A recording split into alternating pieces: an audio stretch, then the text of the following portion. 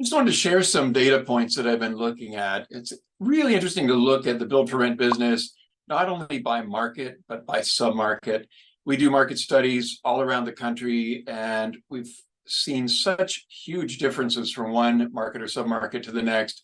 So what I wanted to do here is show some of the data that I'm looking at and kind of put a little perspective on it. And we look at all different types of build for rent. And the ones that we're seeing the most growth in are the townhome and the horizontal multifamily style. Here on this exhibit, we see an array of all different types of build for rent. So in this exhibit, we see 6 different categories of build for rent. The most common and the first one that really got rolling out in Phoenix back in 2012 or so was your single family detached on individual lots. You also have a lot of growth that's been happening and really was happening before that time period in townhomes, both suburban and infill. And then there's the horizontal apartments, also known as cottages, single plat developments where you can get a lot of density relative to single family and still offer detached units. So all of these are growing, but I want to focus attention here on the horizontal apartments and the townhomes because we're seeing most of the market study business of those 2 types lately. We still get some single family detached, but we're seeing more growth in the horizontal apartments and suburban townhomes. So let's take a look at those categories. Looking at the data from CoStar, we see that horizontal apartment deliveries, this is over this 6.5-year period, 2016 to 2023. So Phoenix, of course, has been at it for the longest. And of course, they delivered the most during that period because they got started earlier. 9,320 units over that 2016 to middle of 2023 period. And it's starting to slow down because now, certain submarkets are starting to get a bit saturated.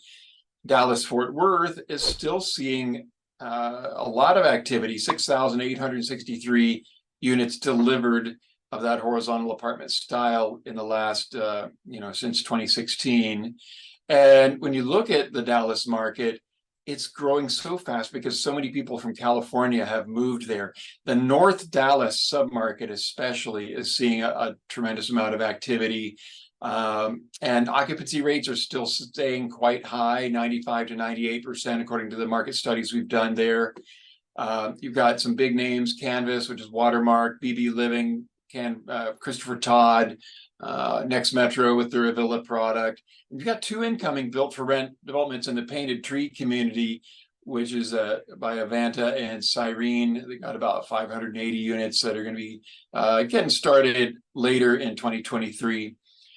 Moving on down the chart, Denver, Atlanta, Austin, San Antonio, and then some of the Florida markets are starting to hit on the charts, but we're still in early innings in Florida. It's really been, other than Tampa, which really kind of got rolling early, we're seeing still kind of early days, and there's a lot of runway left throughout the whole state of Florida. And let's look at the townhome deliveries now.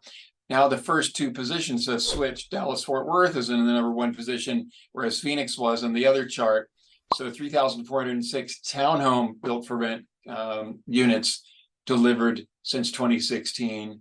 And then kind of see the Florida markets also popping in. Charlotte, we're seeing a lot of activity. We're doing a lot of studies in the Carolinas and in Georgia. A lot of activity starting to suddenly hit on the East Coast now. Let's look at some of the horizontal multifamily emerging markets. Huntsville, we've done several studies there. 1,093 units were delivered since 2016 there. Greeley, Colorado, in the number 2 position here on this list.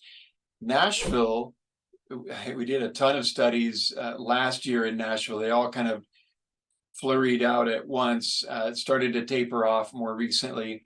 Las Vegas and Orlando. And if you drill down into Orlando, what you find is this data by submarket. In the Northwest Orlando, which is seeing the most activity, followed very closely by Osceola County. That's where the activity is concentrated so far. Another market to look at is Atlanta. And Atlanta has a lot of submarkets, and they all vary. The thing to keep in mind about Atlanta, by the way, is that some jurisdictions are saying we don't want this kind of development here, and there's really a moratorium in certain areas. So you really got to be careful where you're going.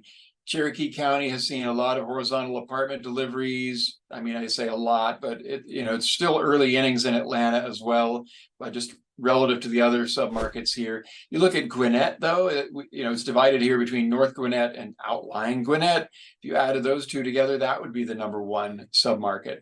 So all in all, just keep in mind that there was a slowdown in activity. Leasing slowed down last year, but it's starting to pick up since around February of this year. We've seen a pickup in both absorption and rents. So we see a lot of runway ahead as this activity starts to move from west to east. We're seeing Florida and the Carolinas and Georgia really light up.